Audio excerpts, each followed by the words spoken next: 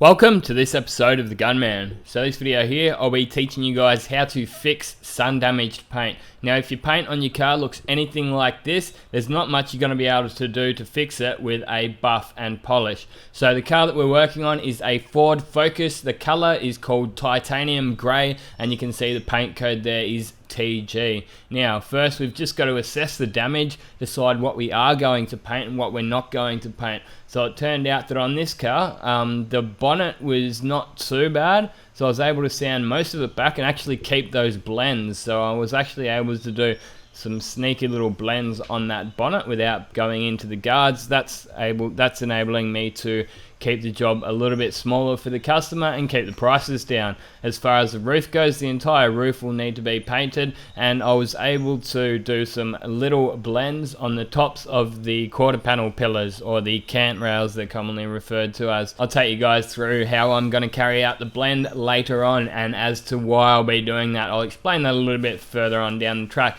Now when painting panels, if possible, I'll always try to fix any previous damage if it's not going to cost me loads of hours or money or anything like that. As you can see here, there was just a few low spots or a few dents or dints, whatever you want to call them, in that bonnet there. It's not necessarily what the car was in here for, it was just in here for the faded paint. But yeah, for what it takes, it's probably only going to be 10-15 minutes out of my life. The panel needs to be primed anyway, so you may as well do it, and it makes the finished result look a lot better.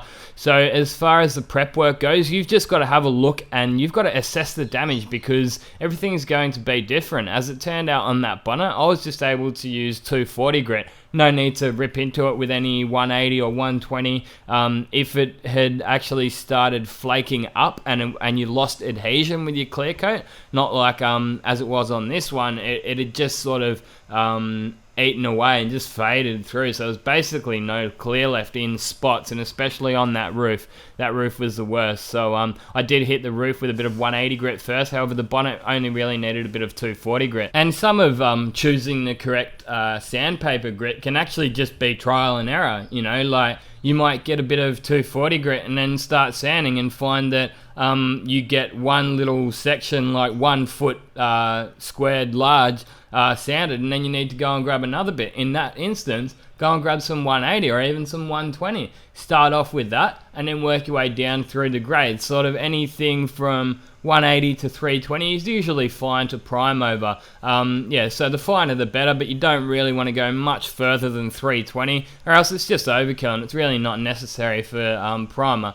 The primer will fill up any 320 scratches without getting any shrink back. Now notice that I did save those blend areas on the bonnet, so later on I'll be able to blend my color out without actually putting it right up to the top edge of those guards. So I'm just being careful that I haven't gone too far there, and just giving it a really good blow off in between each stage, giving it a bit of a mask up, obviously just edge masking it first, putting some plastic over, razor blading around the edges, and now we're ready to put some primer on. The primer I'm using here is good quality primer. I actually think it's probably one of the best products that this concept paints actually have. It's probably one of the only real products that I would even really recommend, to be honest, that they have. Their clear coats are probably average, their base coats are pretty average as well. Yet to use their 2K colors, but yeah, it's their only real standout product, basically. It dries really well, it sands really well, it's good for shrink back and all that kind of thing. 4:1 ratio and 10% reducer on a job like this. If I was trying to get some real build out of the primer, then maybe I'd leave it without reducer in it. And again, that's going to be up to you as the technician to determine which way you should be doing it and what you're trying to achieve out of that product. But as I say, 10% reducer, I really don't need a massive amount of build on these areas here. It just ended up getting 3 coats over it, so I put that first coat over the sanded through areas where I put that body filler, and the rest of it you can see it's just a really medium wet sort of grip type coat. That's going to dry straight away, so by the time I went back around, did the roof, I was able to come straight back around and continue on doing that bonnet. I did cut a lot of the footage out of this primer stage, But that was mainly just because the video was getting quite long, as it is. It's one of my longer videos. It's a 35-minute video, but hopefully I'll be able to keep you guys interested with as many helpful tips and tricks through the entire video. There actually will be a second video on this, I've decided, because there's a full cut and polish stage that I will be able to include. It's something that I don't always include in my videos, but yeah, some people like to see some different methods in the polishing and that. So that's after our 3 coats of primer. You can see it's got a nice build up on there, and it's fairly nice and wet. A little bit of orange peel ain't the biggest deal when you're putting a bit of primer on, because you'll be able to sand that all out when you're doing your prep work. So as you saw there, that's the Concept No Mix base coat. I did mention it's pretty average. It's not the best. The metallics, they just don't seem to stand up like an average paint system would. But anyway, we'll do our spray out and see what it's like. This is actually one of the first times I did use the Concept paints. As you can see, it was in a pre-mixed can. It was before I actually had my paint system,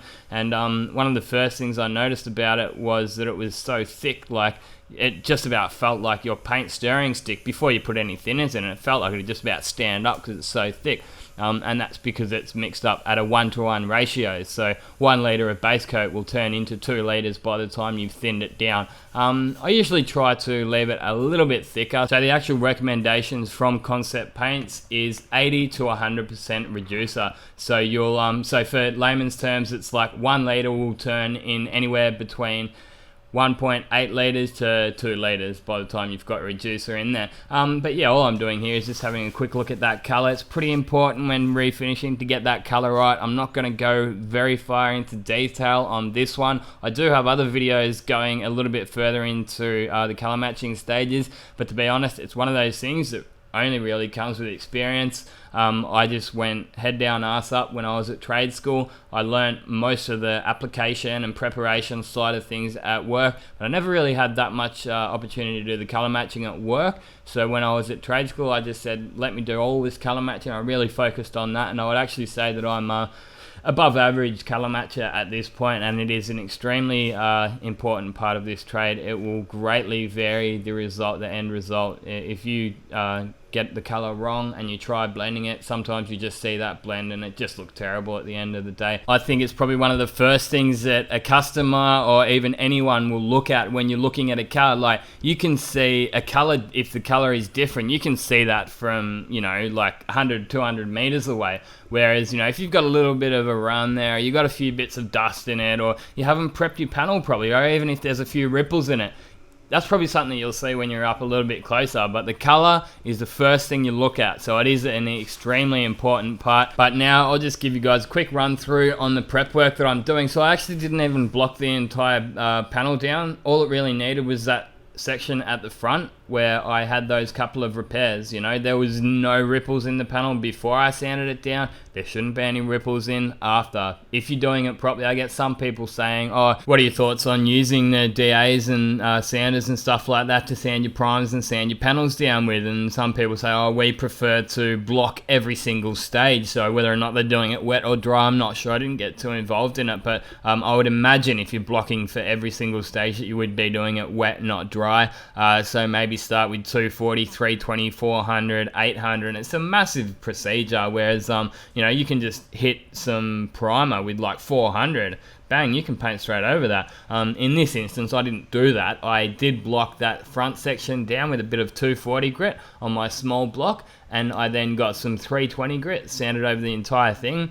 So using the 320 grit, it's a little bit coarser than, say, 400, whereas if you were to go over it with 400, you might find that you're leaving a little bit of that orange peel from your primer behind, and then once you get your base coat and clear on, you might just slightly be able to see it in the colour. Yeah, so getting the 320 over your primer, that'll knock all that orange peel out. After I've 320'd it on the orbital, I'll go around and do all my edges with 400 grit, which you saw me with one of those soft back sanding sponges before. Make sure all those edges are nice and smooth, so all those primer edges are sanded, you're not going to be able to see through them. Finish it off with some 600 grit, and then that's right to paint over any single base coat or metallic, silver, anything will be right to paint over. You know, you've got you can go right the way from, say, 320 grit to 1,000 grit, even 1,200 grit as far as your prep work goes. You know, there's no real right or wrong. There are some instances that I'd use different techniques, and again, it comes back to you as a technician knowing what works for you and knowing the best way, quickest way, and it's going to save the most amount of materials as well. On those blend areas that you see me prepping up there, I'm using 800 for a final grit sanding, obviously being extremely careful to make sure that I don't cut through any of the original paint because it's my blend, and all I'm going to be doing is putting clear coat over there. If I go and cut through their clear coat to their base coat, you'll get a bit of a color difference, and then I'll have to put my color there, and it's not going to be a blend anymore. So you'd either have to get your color 100% right or blend into the surrounding panel if you weren't able to get your color 100%. So yeah, as you can see, I followed basically the same procedures over the entire roof as well, but I did skip out that footage. You may be looking at me and thinking, why don't you just paint the whole quarter panel? It basically comes down to customers' budgets. You know, like, this is my own workshop here, and if I tell a customer, yep, I can do this, but you're going to have to pay an extra $150 per panel, and they say, oh, would you be able to just do those little blends on the tops of the pillars for me? And I just said, yeah, look, I'll do that for nothing. But, you know, it does make the job a bigger job, and it's one of those things. If you start doing work for free for people, where does it stop? You know, a small amount, yep, I'll do a bit just to keep a customer happy and, you know, get the job in the door, I guess. But yeah, you've really got to draw the line somewhere. Anyway, once all the prep work is done, make sure you blow yourself off, blow the car off extremely well. Make sure there's as minimal dust as possible. Wipe around all the edges with a rag before you start masking, and then back mask all those edges, making sure I peel the tape just a little bit off the edge, so I'm not going to get much bridging. So if I start spraying and then the clear starts flowing around that edge, well, then I don't want that to bridge. If you hang around right to the end, you'll actually see that up the front of this windscreen, because I was really laying that clear on fairly heavy, as I like to on a roof. You know, you want a nice wet finish on the roof. It ended up flowing out a little bit down the front edge and bridging up, but I was able to get a razor blade, slice the clear where it bridged up, and unmask it. It wasn't an issue at all. Next up, throwing a piece of plastic over there, masking film.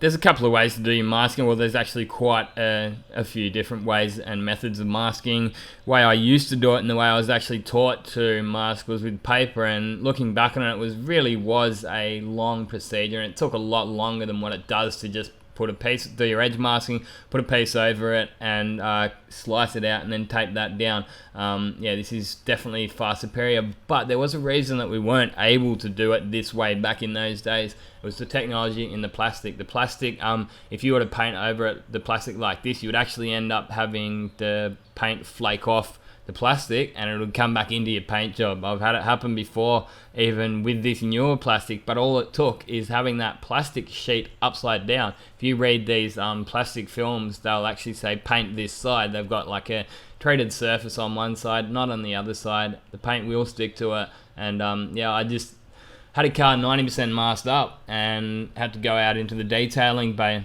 do some cut and polishing, because the car that just had to go and they needed me to do it. Everyone else was busy. So the other painter said, oh, do you want me to, you know, help you finish the masking off on this job?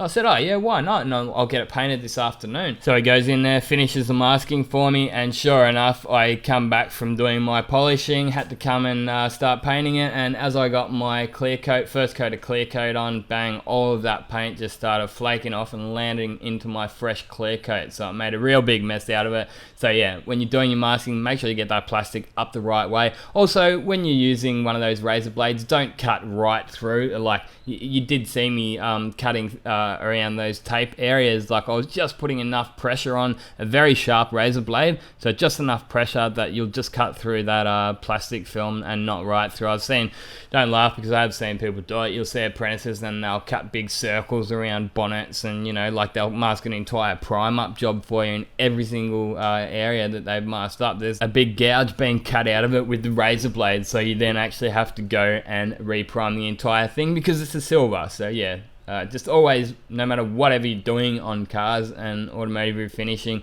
just think about what you're doing, you know. And even little things like this, you see me wiping it down with wax and grease remover. You may just think, oh, he's just wiping it down, you know, that's all he's doing. But I'm actually making sure that I wipe down those blend areas first, because I did do dry sanding on this. If I was to have wet sanded it, well, then all that water will have probably dragged any of the dust out of those sanding scratches from the primered section. And if any of that primer, dusty primer residue will actually be left on your blend area and you go and clear over it, well, then you'll still be able to see that. Now there's a couple of bits here where I'm actually just flipping the rag up over to a clean section that hasn't wiped over the primed area. Another little, you know, detail that you may have missed if I hadn't have pointed it out. Yeah, look, another thing that we would have liked to have done was to pull that aerial out, but it's not a simple job. It's not just a 10-minute job. It's, you know, probably 2 or 3 hours, and then you risk damaging the inside of her headlining. And I just said, look, I can take it out for you. I'll charge you another $100 because I don't know how long it's going to take, and I've never done it before. It's going to be a pain in the ass. Or you can save yourself $100 and we can just mask it up. Bit of masking tape around there. She's like, yep, that's fine, just mask it up. End result is something that everyone's happy with. Well, I guess if I see any thumbs down, well, then maybe you won't have been too happy with it. But yeah, I get about 99.3% thumbs up to thumbs down. So I think most of you guys obviously respect what I do, and these are real world methods. I could censor all that kind of stuff and just not upload those kind of things where, you know, I mask a little trim up, or when I do have a little run or a couple of bits of dust in a paint job, I could just not upload it or try and hide it from the camera. But the way I see it, these videos are out there to help you guys and show you guys how it's done, you know. What do you got to learn if all you're seeing is just me trying to prove to you guys how good I am? It's not what the video is about, and you got, yeah, probably not much to learn. And I guess there's probably a big part of the reason why I have grown so quickly in such a short amount of time. This channel, it's yeah, less than 2 years, and I'm up to about 25,000 subscribers. So 4.5 or yeah, nearly 5 million views. So that's something that I'm pretty proud of. And without you guys, I'm nothing. So yeah, keep watching and keep thumbs up and share it around to all your friends.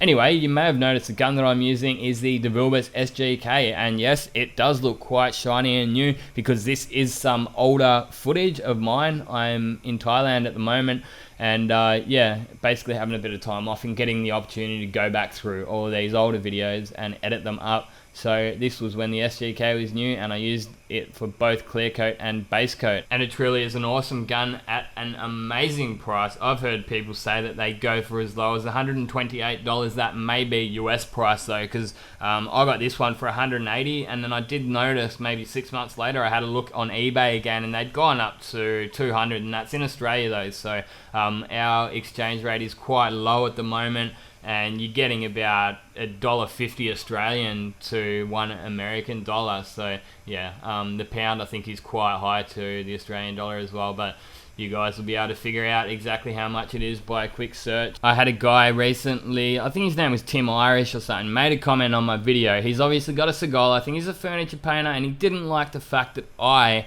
gave the Segola a negative view. It is this, I found it an extremely slow gun. It is called a 4500 Extreme. I think they should have put slow at the end of that, so extremely slow spray gun.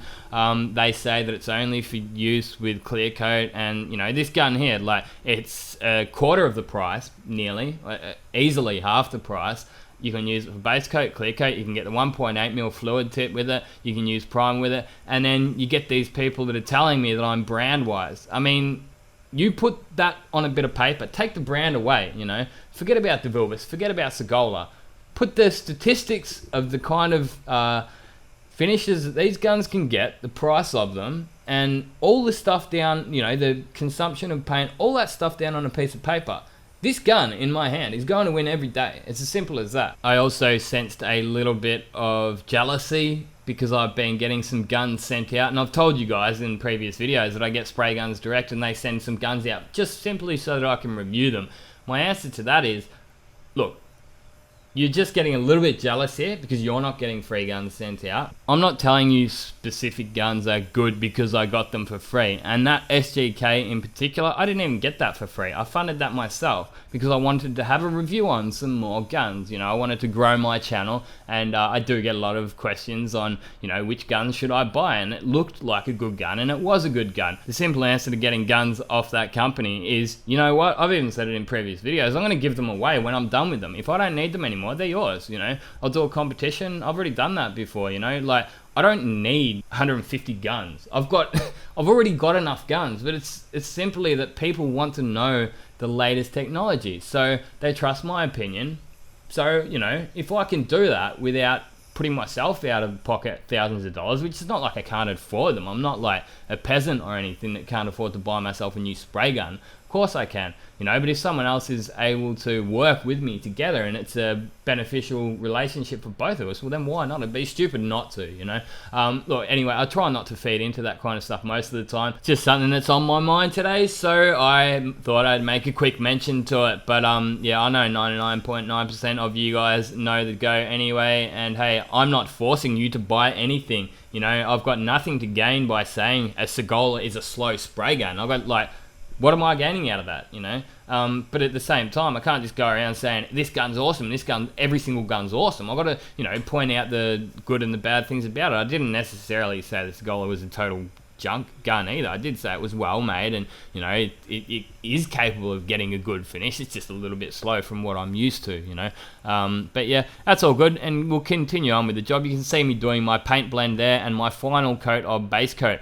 So just sort of medium wet. I don't like putting it on too heavy. I have heard that when using the water-based base coats, application's a little bit different. It might just be like 1.5 coats compared to your 3 coats, which usually gets you covered on your solvent base. But as it turns out, I may end up actually working in a state-of-the-art shop back there in Melbourne soon. It's where all my friends and family are from. It's my hometown. I'm in Thailand at the moment, and a few things went a little bit sour. So it's looking like it's probably going to be my next best bet, especially for this channel. Like, most of you guys know that I take this channel very seriously. Like, I'm in a position where I could just get a job up there in Laos, where I've got an opportunity and, you know, live in a place that I really enjoy, and I like the food and I like the people and weather and all that stuff. You know, I've got an opportunity to do that, but I think I'm not quite done with, you know, working on awesome cars every day with this channel. So yeah, I'll keep you guys updated. Check over on my Raw channel. I've decided lately to start doing some vlog style videos. I made a video called the Gunman on the loose in Thailand. That was pretty popular.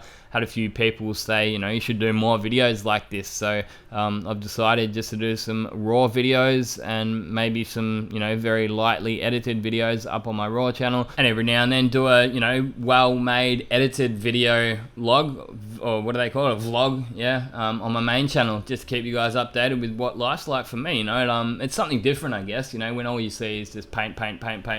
Some people may be interested in a little bit more of what the Gunman is and what I do. So yeah, stay tuned for all that kind of stuff. Anyway, I've mixed my clear up. You may have noticed that I was using the DuPont 696S clear coat. It's a pretty good clear coat. I've found it is a bit of a pain in the ass to polish though. It can be mixed up at either a 2:1 or a 3:1 ratio, but that will depend on the hardener that you're using. You've got 125S or 126S from memory.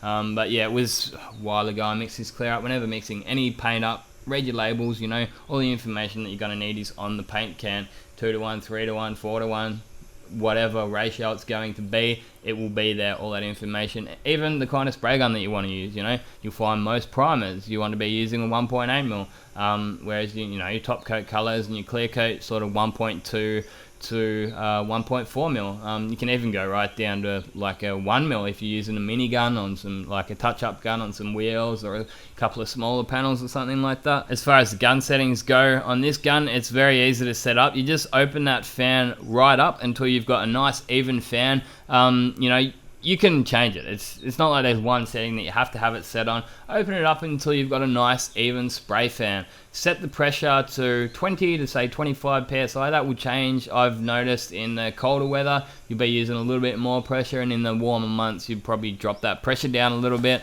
and just have the fluid set right out on this gun. I have made a mention to it before that first time you use it, it feels like it's got a bit of a short trigger pull on it compared to some of the other guns I've used, but once you actually start using it, you realize it's not that big of an issue. Also, your first coat, you're not going for like totally wet, you know, final finish. It is just an MS clear that I'm using here, so just sort of medium wet, just enough to get so that you can't see any base coat through that first coat of clear. Give that 10 minutes. Again, that will depend on the hardener that you're using and the temperature of the day. Sometimes, you know, if it's really stinking hot like it does get over here in WA sometimes, you know, if it's 45 degrees, then yeah, by the time you get around a job like this, if you've got a bumper bar as well, and then you have to go and mix a bit more paint up, you know, you get around that, you come back to the start, you'd be right to put your second coat on, walk out, job done.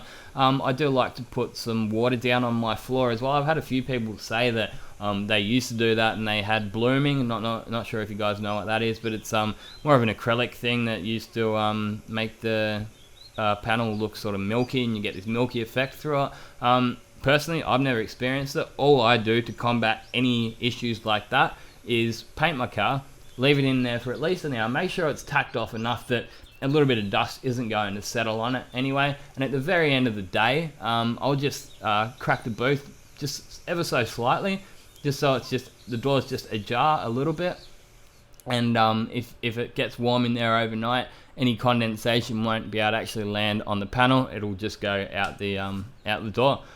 And I've found that that does work quite fine. Anyway, this is a bit of a look at it after the first coat. I did mix up a little bit more clear in between coats, so putting the first coat down will give you a bit of an idea of how much clear you're going to use. So say you make up 500 mils and you use all of it on your first coat, you can say, well, I use 500 mils on my first coat, I'm probably going to use an extra 100 mils because I'm going to put my second coat on a little bit heavier, so I'll probably say second coat I'll mix up 600 mils and it should be just about enough to get that done. When I used to work in this glazeret shop in the inner eastern suburbs of Melbourne, I had this formula down pat, and it was actually from the glazeret guys, and they came in, did a little bit of training with me with the Devilbus GDI Pros and the H1 air caps, so the HVLP air caps, with their clear coats and their base coats, and they gave me gun settings, and it was basically down to science. It was like, I got every single job clean, I got every single job perfect orange peel, and it was 130 mils of their HS clear per panel, and just about every single time it would be perfect. You know, like you'd look at that panel and you'd say, well, that's a bigger panel, you know, I might mix up 150 mils for it. That's a bit of a smaller panel, or maybe just a guard, you know, 110, 120 mils might do it, but you know, you'd have that 130 mils per side panel, 300 mils per bonnet for your average bonnet. If it's a massive bonnet, you know, you might go 400 mils, but it's one of those things that you'll be able to figure out over time. If you're a, you know, automotive refinishing guy, well then just mix up 300 mils, see if you can paint a bonnet with it. If you only get one coat down, you can say, well, you know, it's not enough. Next time I know I need to mix up a little bit more. But yeah, at this point, I'm looking back on those days when I was working in that glazeret shop, and I'm thinking, man, it would have been great to have been recording some of those jobs and a bit more up to the YouTube thing back in those days. But I want to get back to a shop like that, and I want to move forward with my painting as well. You know, move on to, or back onto the high solids clears, back onto the HVLP spray guns, into water base, you know, and I want to take you guys with me. So trust me, we're only 2 years into this. Next 2 years are going to be big, and yeah, I hope you guys really do enjoy following me. But they're only going to get better from here. I think a lot of the stuff that I do in my life actually does revolve around this YouTube channel. It has changed my life in many ways. I've learned a lot off lots of great guys. I've met lots of cool people through this channel, and it definitely has been a bit of fun. You know, like the first thing I do when I wake up in the morning is jump online, check my comments, and answer as many of them as I can. Some of the really long questions, and some of them, like, I just can't be bothered thinking, like, you know, writing out a 6-page essay to answer your questions. I do apologize about that, but some of them, I just get a headache by looking at some of those questions there. I do my best to get back to the shorter ones, but hey, doesn't mean not to leave those longer ones there. I've been just copying and pasting, and then maybe I'll get back to doing a bit of a Q&A. I might even set up some sort of a live video stream type thing where you guys can log in, type in a question, I can read it, and then I'll do my best to answer it, something like that, you know. But yeah, we'll just see how it goes for the next couple of years and see where this channel will grow and what the next chapter is for us. I do apologize about some of these little bits of footage here where I'm probably more focusing on what I'm painting than where the camera is actually focusing. So yeah, did go a little bit out of focus in a couple of spots, but sure you guys get the point. This is also some of the older GoPro 3 footage. I've had a few people say that they've got no problem with the GoPro 3 footage, but I personally think it's not quite as good as the GoPro 4, and the main reason is the lighting. Yeah, the lower lights, and you get that flickering in the GoPro 3, whereas the higher frame rates in the GoPro 4, you won't get that. What I'm doing there is just my little bit of a blend. I put a bit of the DuPont AK350 or Chromax AK350, which is their fade out thinner. Put a bit of that in the gun, so it was mixed with a bit of the 2K clear. Puffed a little bit over there. The next video I will be, as I mentioned before, I will be including the polishing, so it's a full cut and polish on this car, and I'll show you guys how to polish those blends up. But yeah, that's the car as it is, sitting straight after painting. I'm pretty happy with it, you know, and it was probably around the time where I started to get the hang of how to use this booth and how to actually get half decent finishes in this booth.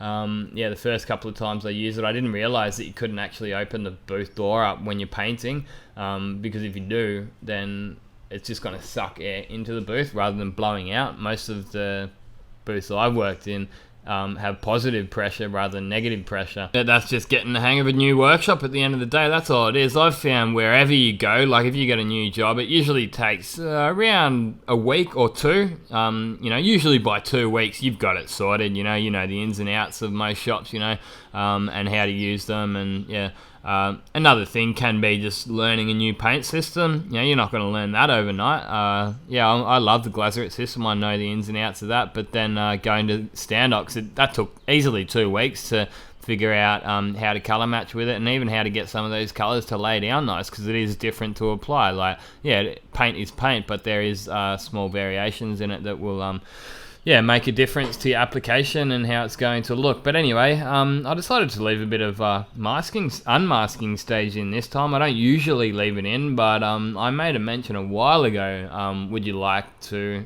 see a bit of the unmasking stage? And a couple of people said, yeah, why not, you know, include that. And it's just as important as any other stage, you know. I don't think that there's one stage that is more important than the next. They are all just as important. Like, if you go and unmask it and you pull the tape in the wrong direction and you peel that paint back up, well, you could nearly say that that's, yeah, it is. It's just as important as any other step, as I say. You know, you can get the best coat of paint on there and you go and ruin it after you're painting. It's like, well, where's the good in that, you know?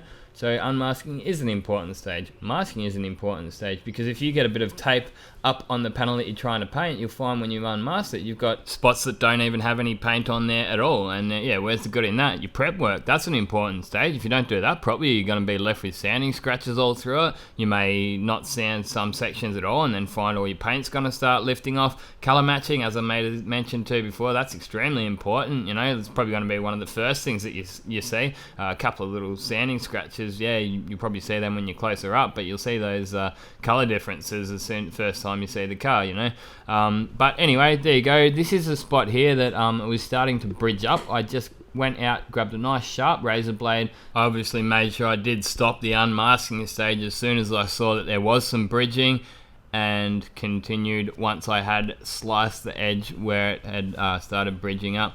And then yeah, continued unmasking, and all was good. I have had it actually happen before, that you can have your mask, you can take your masking out, and then there's still like a big build up in there, and it'll actually stop the rubber from sitting in there properly. So where possible, you know, like pull the windscreen out, you know. It's again, like, is the owner going to want to pay $200, $250, whatever it's going to cost to get the windscreen pulled out? Or they're just going to say, just mask it up and I'll live with whatever happens, you know?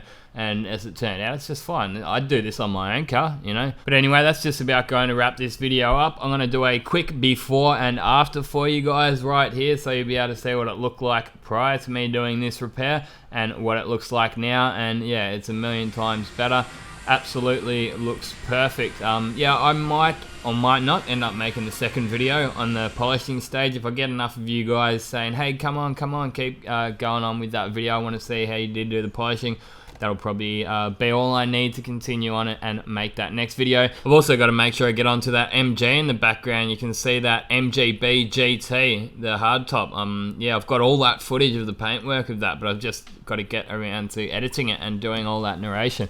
But anyway, I really hope you guys have enjoyed watching this video. If you did like it, don't forget to give it a big thumbs up. As always, be sure to go and check out my website, thegunman.net.au. All these videos do get linked over there. I actually also do a few blogs where I put pictures and a little bit more of an in-depth description on some of the jobs that I do. Now you've seen this video, get out there and paint some shit. Thanks for watching, and this has been another Gunman production. Goodbye.